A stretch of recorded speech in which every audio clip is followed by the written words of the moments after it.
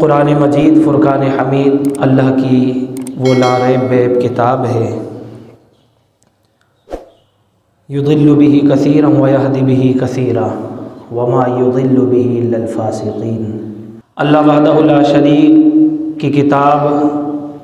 وہ لا ریب کتاب ہے جس میں بندگی کا نظام بندگی بھی ہے اور نظام زندگی بھی ہے، جس میں نظام دین بھی ہے، نظام میدان بھی ہے، نظام بازار بھی ہے، زندگی کے ہر شعبے کا نظام زندگی، نظام معاشرتی۔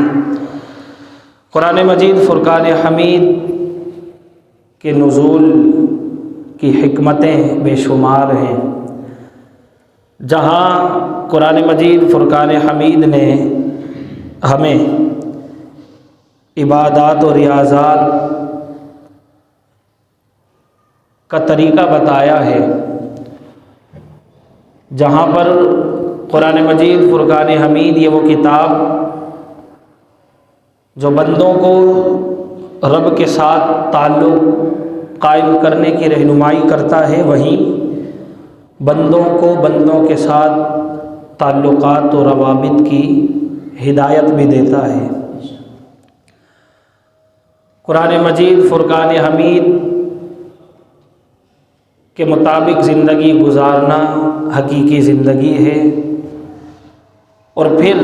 جہاں قرآن مجید فرقان حمید میں یہ تمام تر عبادات ہیں، وہیں لوگوں کے امور اور لوگوں کے زندگی کا بھی نظام ہے۔ قرآن مجید فرقان حمید جس طرح سے عبادات کی ہدایت دیتا ہے، رہنمائی کرتا ہے، وہیں انسان کی جو پرسنل لائف ہے یا معاشرتی زندگی ہے،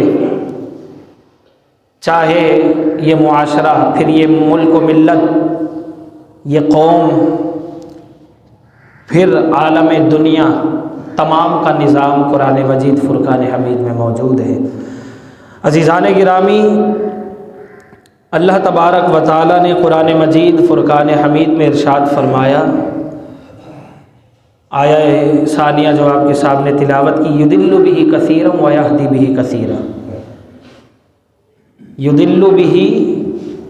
اسی کتاب سے بہتروں کو گمراہ کر دیا،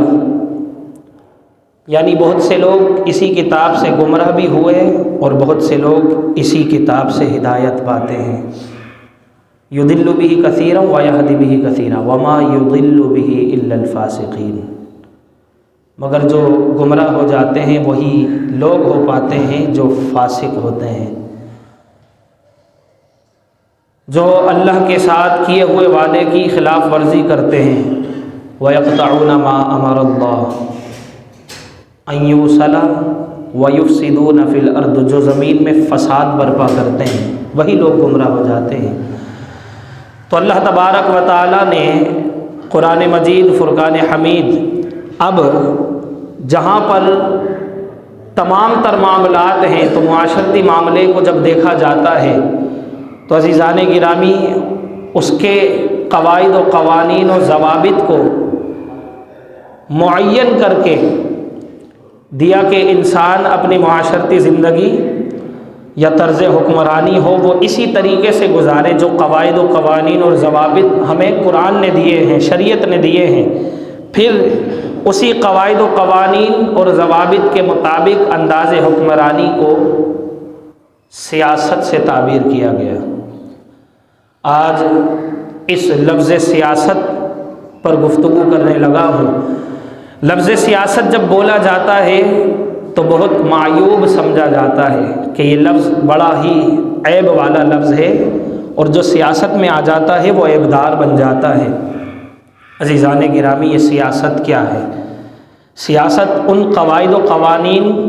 کے مطابق حکمرانی کرنا یا معاشرے کو کی رہنمائی کرنا ہے جو قواعد و قوانین ہمیں شریعت مطہرہ نے اللہ تبارک و تعالی نے کتابی صورت میں ہمیں عطا فرمائے ہیں، اسی کے مطابق معاشرے کی رہنمائی کرنا اور انداز حکمرانی کو اپنانا ہی سیاست کہلاتا ہے۔ سیاست بڑا ہی متبرک اور معتبر لفظ ہے۔ سیاست انبیاء کرام علیہ السلام کا شعبہ ہے۔ سیاست بہت ہی معیوب سمجھا جاتا ہے یار، اتنا اس قدر لوگوں کے ذہن اور فہم و فراست سے اس بات کو نکال دیا گیا ہے کہ وہ لفظ سیاست کو بہت معیوب سمجھتا ہے۔ ایک مثال دینا چاہوں گا کہ جب دونوں شخص آپس میں مکاری کرتے ہیں یا کوئی شخص کسی کو دھوکہ دیتا ہے تو تیسرا شخص کہتا ہے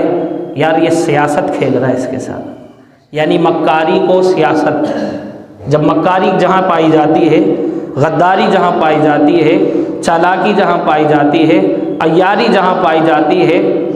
انسان سمجھتا ہے یہ سیاست کر رہا ہے، یہ سیاست سے کام لے رہا ہے، یہ سیاست کھیل رہا ہے میرے ساتھ، یہ مجھے بے وقوف بنا رہا ہے۔ عزیزان گرامی، لفظ سیاست بخاری شریف کی حدیث مبارکہ میں یہ لفظ موجود ہے۔ حضور علیہ الصلاۃ والسلام نے ارشاد فرمایا کانت بنو اسرائیل تسوسہم الانبیاء، بنی اسرائیل کے تمام انبیاء کے پاس سیاست تھی۔ بنی اسرائیل کے تمام انبیاء کرام نے سیاست فرمائی ہے۔ بنی اسرائیل کے تمام انبیاء کرام علیہ السلام نے حکمرانی کی زندگی بسر کی ہے۔ کس طریقے سے؟ وہی اللہ کے نازل کردہ احکام، قواعد اور قوانین کے مطابق لوگوں کی رہنمائی کی، لوگوں کو آداب زندگی سکھایا، یہی سیاست ہے۔ کانت بنو اسرائیل تسوسہم الانبیاء، فرمایا کہ بنی اسرائیل کے جتنے بھی انبیاء کرام علیہ السلام تھے وہ سب سیاسی تھے۔ اگر لفظ سیاست اگرچہ موجودہ دور میں جو سیاست قائم کی گئی ہے، جو بالکل ہی قرآن و سنت کے برخلاف ہے، اس کے حامی تو ہم بھی نہیں، کوئی مسلمان بھی نہیں ہو سکتا، اس کے علمبردار ہم بھی نہیں، کوئی مسلمان بھی نہیں ہو سکتا، مگر ہم اس سیاست کی بات کر رہے ہیں جو سیاست خود مصطفیٰ نے کی ہے۔ اچھا، ایک اور لفظ بولا جاتا ہے کہ جب یہ مسجد و محراب سے سیاست کی بات اٹھتی ہے تو پھر یہ بھی لوگوں کا ذہن بن چکا ہے، بنا دیا گیا ہے باقاعدہ پلاننگ کے ساتھ کہ یار یہ مسجدوں پر، ممبروں پر بیٹھ کر سیاست کی باتیں، یہ تو نعوذ باللہ ایک شخص نے مجھے کہا جائز ہی نہیں ہے۔ یہ بات کرنا، سیاست کی بات کرنا، اقتدار کی بات کرنا، ریاست کی بات کرنا، یہ تو حکام بالا کا کام ہے، مسجد کے مولوی کا کام ہے نمازیں پڑھائے، قرآن پڑھائے، حدیث پڑھائے، بس۔ میں آج آپ کے سامنے قرآن اور حدیث لے کر ہی آیا ہوں۔ کانت بنو اسرائیل تسوسہم الانبیاء، بنی اسرائیل کے تمام انبیاء کرام کے پاس خلاف سیاست تھی۔ اس کے بعد جو آپ کا عہد مبارکہ چلا جاتا، جو آپ کے ہمنشین ہوتے، آپ کے پیروکار ہوتے، آپ کی امت میں جو باصلاحیت ہوتے، پھر وہ مقام اور عہدہ سنبھالتے اور اسی طرز پر اپنی زندگی بسر کرتے، اسی نظام کو آگے چلاتے۔ پھر نبی علیہ السلام کی رسول کی آمد ہو جاتی اور وہ اعلان نبوت کر دیتا، پھر یہ سیاست کے بیڑا پھر اس کے ہاتھ میں آ جاتا۔ یوں ہی سیاست سے زندگی بسر ہوتی رہی۔ حضور علیہ الصلوۃ والسلام نے مدینہ منورہ میں جو ایک اسٹیٹ قائم کی، ایک ریاست قائم کی، اسٹیٹ قائم کی، اور آپ نے سیاست فرمائی۔ عزیزان گرامی، جب تک سیاست مسجدوں میں ہوتی تھی، کہاں قائم کی وہ ریاست؟ اسٹیٹ مسجد نبوی میں، تمام تر فیصلے مسجد نبوی میں، آداب معاشرت مسجد نبوی میں، آداب زندگی، نظام زندگی مسجد میں، گورنر منتخب کیے جاتے مسجد نبوی میں، لوگوں کو وفد بھیجے جاتے مسجد نبوی سے، چاہے وہ وفد جہاد کے لیے روانہ کرنا ہو، سرایہ کے لیے روانہ کرنا ہو، مسجد سے، تو جب تک مسجد میں سیاست تھی تو خلیفہ حضرت ابو بکر صدیق جیسے رہے، جب تک مسجد میں سیاست ہوتی رہی اس وقت حضرت عمر بن خطاب رضی اللہ تعالیٰ عنہ جیسی شخصیت خلیفہ حکمران بن کر سامنے نمایاں ہوئی، جب تک سیاست مسجد میں رہی اس وقت تک حضرت عثمان ابن عفان رضی اللہ تعالیٰ عنہ جیسی شخصیت ایک حاکم وقت بن کر ابھری، جب تک سیاست مسجد میں ہوتی رہی مسلمانوں کے حکمران، مسلمانوں کے خلیفہ حضرت علی المرتضیٰ رہے، پھر عشرہ مبشرہ و دیگر، پھر اس کے بعد ایک ایسا دور بھی دیکھنے کو ملا اور دور دورہ جو چل رہا ہے، فرمایا کہ وہ ایک ایسا دور آ چکا ہے کہ اب چونکہ ان لوگوں نے جو ناواقف تھے دین کے، جو دین سے بالکل تجاہل عارفانہ کرنا چاہتے تھے، جو بالکل ہی انجان تھے، جنہیں دین کی کوئی سمجھ بوجھ ہی نہیں، انہوں نے اس اقتدار میں اپنے قدم کو جمانے کے لیے، جب اپنے ناجائز مقاصد کو پورا کرنے کے لیے، پانے کے لیے جب انہوں نے کوششیں کی تو انہوں نے دیکھا کہ جب تک ہم اس اقتدار میں نہیں آ سکتے اپنی منمانی خواہشات کے مطابق اپنے ناجائز مقاصد کو نہیں پا سکتے۔ پھر انہوں نے یہ بیڑا اٹھایا، جب حضور علیہ الصلوۃ والسلام نے اسٹیٹ قائم کی، ریاست قائم کی، سیاست باقاعدگی سے فرمائی، سب سے پہلے جو خلاف ہوا وہ ابو جہل۔ اس نے کہا کہ یہ کیا، یہ تو مسجدوں میں تھے، یہ تو مصلوں پر کھڑے تھے، یہ مصلے والے، محراب و منبر والے آج سیاست بھی کرنے لگے ہیں، یہ نظام لے کر آ رہے ہیں، یہ قواعد و قوانین ہمارے سامنے لے کر آ رہے ہیں، ہم اسے نہیں مانتے۔ پھر وہ مسجد نبوی کی زمینوں پر نکل پڑا، شہر پر نکل پڑا اور بالکل اس نے خلاف ورزی کی، اور پھر آج بھی کچھ لوگ اس کی پیروی کرتے ہوئے ایسا عمل اپنا رہے ہیں، بالکل اسی کے نقش قدم پر چل کر اپنی طرز حکمرانی کو ظاہر کر رہے ہیں۔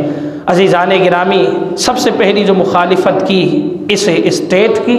اس سیاست، جو سیاست قرآن و حدیث کی روشنی میں مطابق اور موافق ہوتی رہی، سب سے پہلا منکر ابو جہل ہے۔ اور آج کئی ایسے لوگ ہیں، پھر انہوں نے دیکھا کہ ہم اپنے ناجائز مقاصد کو اس طرح حاصل نہیں کر سکتے، اقتدار میں آنا پڑے گا۔ جب اقتدار میں آنے لگے تو انہوں نے دیکھا کہ حضور علیہ الصلوۃ والسلام نے ایک ایسا نظام پیش کیا ہے ہمارے سامنے، فرمایا کہ دنیا اور دین، فرمایا کہ نظام مصطفیٰ صلی اللہ علیہ وسلم نے ایک ایسا نظام دیا ہے کہ دنیا کو دین کے تابع کر کر دین کا ایک شعبہ قرار دے دیا گیا ہے۔ اب دنیا اور دین کوئی الگ الگ بات نہیں، فرمایا کہ دنیا دین کے تابع ہے، کیونکہ جو دین کی سمجھ رکھتا ہوگا وہ اس دنیا کو دین کے تابع کر کر چلائے گا، اور پھر جو دنیا کے نشے میں مست ہو، جو دین سے ناواقف ہو، جو دین کی سمجھ بوجھ نہ رکھتا ہو، وہ عزیزان گرامی اپنی خواہشات، پھر یہ جب بات آڑے آئی تو پھر کیا کیا گیا، پھر دین اور دنیا میں تفرق ڈالا گیا، آہستہ آہستہ یہ تفرق ڈلتا چلا گیا، پڑتا چلا گیا۔ آج یہی وجہ ہے کہ آج ہمارے ذہنوں میں یہ بات آتی ہے کہ یہ دنیاوی معاملے ہیں اور یہ دینی معاملے ہیں، مومن کی، مسلمان کی اور ایمان والوں کی جو دنیا ہے دین کے تابع ہے، اور جو اپنی دنیا دین کے تابع یعنی اپنی دنیا کو دین کا مطیع اور فرما برداری میں اتباع میں لا کر گزارتا ہے، وہی معاشرہ ترقی پکڑتا چلا جاتا ہے۔ عزیزان گرامی، پھر جب اس دین اور دنیا میں تفرق ڈال دیا گیا، فرق ڈال دیا گیا، پھر نتائج ہمارے اور آپ کے سامنے ہیں کہ سب سے پہلے تو اسلام کے آدھے حصے کو مفلوج کر دیا گیا، پھر جو باقی جو حصہ تھا اس میں بھی وہ رنگ نہ رہا، وہ ڈھنگ نہ رہا، وہ پھر بات نہ رہی، پھر یہ مسلسل ناکامی کی طرف چلتے چلے گئے، جب تک سیاست کی بات ممبر و محراب سے ہوتی تھی عزیزان گرامی، اس وقت تک انسان رعایا سکون کی چین کی نیند سوتا تھا۔ عزیزان گرامی، آج ہمارے اور آپ کے سامنے ہے کہ جو کاروبار کرتے تھے آج وہ ٹھیلے لگا رہے ہیں، جو ٹھیلے لگاتے تھے وہ بے روزگار بیٹھے ہیں، ہلاک اور برباد ہو گئے۔ اللہ وحدہ لا شریک کے محبوب علیہ الصلوۃ والسلام کا فرمان ہے، آقا دو جہاں صلی اللہ تعالیٰ علیہ وسلم نے ایسے حکمران کی بھی تعریف فرمائی ہے جو عادل ہوتا ہے، منصف ہوتا ہے، جو قرآن و حدیث کے مطابق فیصلے کرتا ہے۔ عزیزان گرامی، اللہ تبارک و تعالیٰ نے قرآن مجید فرقان حمید کے نزول کے سبب کو، حکمت کو بیان فرمایا۔ آیہ مبارکہ انا انزلنا الیک الکتاب بالحق، فرمایا کہ بے شک ہم نے اے محبوب علیہ الصلاۃ والسلام اس سچی کتاب کو آپ کی طرف اتارا، نازل فرمایا۔ انا انزلنا الیک الکتاب بالحق، سچی کتاب کو، حق کتاب کو آپ کی جانب ہم نے نازل فرمایا۔ کس واسطے؟ لتحکما، تاکہ آپ آرڈر کریں، تاکہ آپ حکم چلائیں، تاکہ آپ اسی کتاب کے مطابق و موافق حکمرانی کریں، تاکہ آپ اسی کے مطابق فیصلے کریں۔ کہاں؟ بین الناس، لوگوں کے درمیان، بما اراک اللہ، جو اللہ آپ کو دکھلاتا ہے۔ تو فرمایا کہ انا انزلنا الیک الکتاب بالحق لتحکم بین الناس بما اراک اللہ، اے محبوب ہم نے اس کتاب کو آپ کی جانب اس لیے نازل فرمایا تاکہ آپ حکمرانی کریں،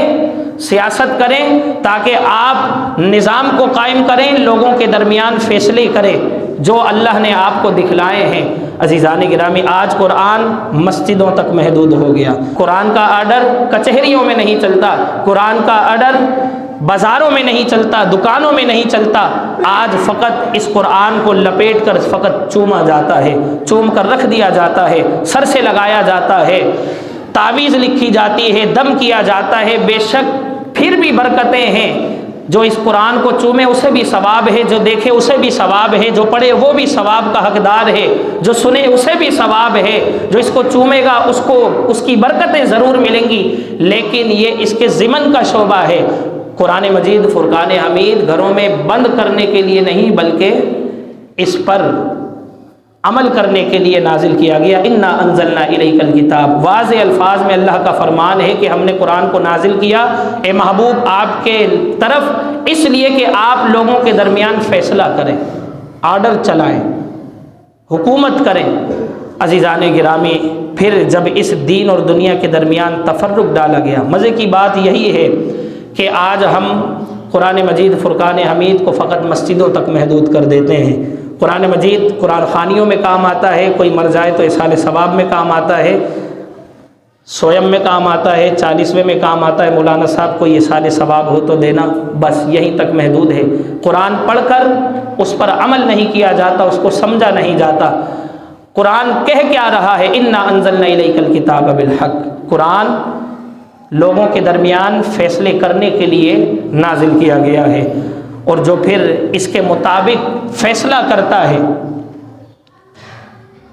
جو قرآن مجید فرقان حمید اور رسول اللہ صلی اللہ علیہ وسلم کی تعلیمات کے مطابق فیصلہ کرتا ہے،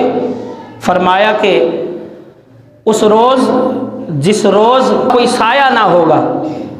اللہ تبارک و تعالی امام عادل کو، کس کو؟ امام عادل کو، جو اپنی زندگی اس طرح بسر کرتا ہے، جس کا طرز حکمرانی اس طرح ہوتا ہے کہ وہ قرآن مجید فرقان حمید سے فیصلے کرتا ہے اور پھر دنیا کو عدل سے بھر دیتا ہے، اس کے فیصلے منصفانہ ہوتے ہیں، وہ عدل سے عدالت میں عدل کر کے اس دنیا کو، اس زمین کو عدل سے بھر دیتا ہے۔ تو اللہ تبارک و تعالیٰ اس روز، جس روز کوئی سایہ نہ ہوگا وحدہ لا شریک، اس کو اپنی رحمت کا سایہ عطا فرمائے گا۔ عزیزان گرامی، اور پھر ان کے لیے بھی سرکار علیہ الصلوۃ والسلام نے ارشاد فرمایا کہ وہ لوگ جسے زندگی میں حکومت ملی، اس نے اپنے آپ کو اقتدار میں پایا، پھر اپنا اقتدار میں آنے کے بعد اس نے رعایا کی حق تلفی کی، رعایا کے حقوق اس تک نہیں پہنچائے، انہیں تکلیف زدہ رکھا، انہیں مجبور رکھا، اور پھر ان کی حق تلفیاں کرتا رہا، ان کے ساتھ غداری کرتا رہا، قوم و ملت کے ساتھ باوفا نہ رہا، تو فرمایا جنت تو بہت دور کی بات، وحدہ لا شریک اسے جنت کی خوشبو بھی نہیں عطا فرمائے گا۔ عزیزان گرامی، فیصلہ آپ کے سامنے ہے، اور پھر فرمایا کہ وحدہ لا شریک ارشاد فرماتا ہے کہ یہ زمین اللہ اور اس کے رسول کی ہے، للہ و رسولی، اللہ اور اس کے رسول کی ہے، تو پھر نظام بھی اللہ اور اس کے رسول کا چلے گا۔ اگر اللہ اور اس کے رسول کا نظام اس زمین پر نہیں چلتا تو اللہ کی رحمتیں نازل نہیں ہوں گی، پھر پریشانیاں ہی پریشانیاں نازل ہوں گی۔ اور رب کا ایک اور فرمان ہے جو بہت ہی واشگاف اور واضح انداز میں بیان فرمایا گیا، فرمایا کہ یوم ندعو کل اناس بامامہم، اس روز کو، اس دن کو یاد کرو کہ جس دن وحدہ لا شریک لوگوں کو ان کے حکمرانوں کے ساتھ، ان کے پیشواؤں کے ساتھ پکارے گا، اور پھر جب جن کے ساتھ جس کو پکارا جائے گا اس کا حشر بھی اسی کے ساتھ ہوگا۔ کچھ لوگ یوں جا رہے ہوں گے، کچھ لوگ یوں جا رہے ہوں گے۔ عزیزان گرامی ذرا سوچئے کہ آج ہم نے جسے اپنا لیڈر مانا ہے، جس کو ہم نے پکارا ہے، جس کو ہم نے منتخب کیا ہے، جس کا ہم نے انتخاب کیا ہے، بروز محشر ہمارا حشر بھی انہی کے ساتھ ہونا ہے۔ اور جو عاشق رسول ہو، جو قرآن کا حافظ ہو، جو عالم قرآن ہو، عالم دین ہو، حدیثوں کو جاننے والا ہو، شیخ الحدیث ہو، شیخ القرآن ہو، جو زندگی قرآن و حدیث کے مطابق بسر کر رہا ہو، دنیا بھر میں جس کے ہاتھوں سے نکلنے والے اتنے علماء ہیں جو ہر طرف دین متین کا کام کر رہے ہیں، کون شخص چاہتا ہے کہ اس کا حشر بھی مرے تو اس کے ساتھ ہو؟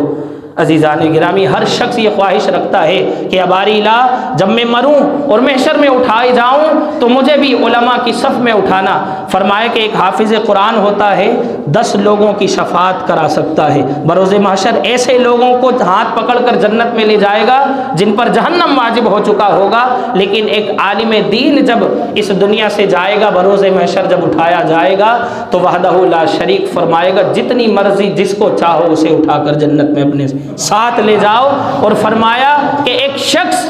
دوڑتا ہوا آئے گا اور کہے گا علامہ صاحب آپ کو یاد ہے فلاں فلاں مقام پر میں نے آپ کو وضو کرایا تھا، فرمایا اس کو بھی ساتھ لے جاؤ۔ عزیزان گرامی تو فرمایا ہمیشہ اپنا لیڈر، اپنا پیشوا، اپنا رہنما، اپنا حاکم اسے منتخب کیجئے جو صالحین ہوں، تاکہ بروز محشر جب ہمیں اپنے ان حکمرانوں کے ساتھ پکارا جائے تو اس وقت ہمیں شرمندگی کا سامنا نہ کرنا پڑے۔ عزیزان گرامی طرز حکمرانی کس طریقے کا ہونا چاہیے؟ حضرت عمر بن خطاب رضی اللہ تعالیٰ عنہ کا دورہ ہے۔ حضرت عمر بن خطاب رضی اللہ تعالیٰ عنہ نے مصر میں گورنر مقرر کیا، اور پھر آپ کو یہ علم ہوا، آپ تک یہ خبر پہنچی کہ فلاں جو آپ نے گورنر مصر میں مقرر کیا ہے اس کے صاحبزادے سے کسی غریب کی گھوڑی آگے نکل گئی ہے، تو اس وجہ سے اس نے اس کو کوڑے لگائے ہیں، درے لگائے ہیں۔ آپ رضی اللہ تعالیٰ عنہ نے اس گورنر کو فوراً طلب کیا اور فوراً اس کو معزول کیا، کہا کہ ہم نے تمہیں گورنر اس لیے نہیں بنایا کہ تمہاری اولادیں اسلام کے بیٹوں کو ماریں، بلکہ عمر ابن خطاب کی خلافت میں، امارت میں، حکومت میں اگر کوئی شخص ایسا کرتا ہے تو پھر وہ گورنر نہیں بلکہ بکریوں کا چرواہا بننے کے قابل ہے۔ آپ اسے بکریوں کا چرواہا بنا دیتے ہیں، اور آج کس طریقے سے حقیقت سب کے سامنے ہے۔ عزیزان گرامی ووٹ کاسٹ کیے جائیں گے تو ایسے شخص کا انتخاب کیجئے جس کا انتخاب کر کے دنیا اور آخرت میں آپ فخر سے اپنے سر کو بلند کر سکیں، یہ ایک امانت ہے۔ ایسے شخص کا انتخاب کیجئے جو قرآن و حدیث کی بات کرتا ہو، جو ملک پاکستان میں نظام مصطفیٰ کی بات کر رہا ہے، دین مصطفیٰ صلی اللہ علیہ وسلم کا نفاذ کی بات کرتا ہے، ایسے کا انتخاب کیجئے، نہیں تو بروز محشر یوم ندعو کل اناس بامامہم، جو جس کے ساتھ ہے اس کا حشر بھی اسی کے ساتھ ہونا ہے۔ وحدہ لا شریک ہمیں علماء کے قدموں میں جگہ عطا فرمائے، وحدہ لا شریک ہمیں نظام مصطفیٰ صلی اللہ علیہ وسلم کی خاطر جتنا جس طریقے سے بن پڑے اتنی خدمت کرنے کی توفیق نصیب فرمائے۔ آمین بجاہ النبی الامین وما علینا الا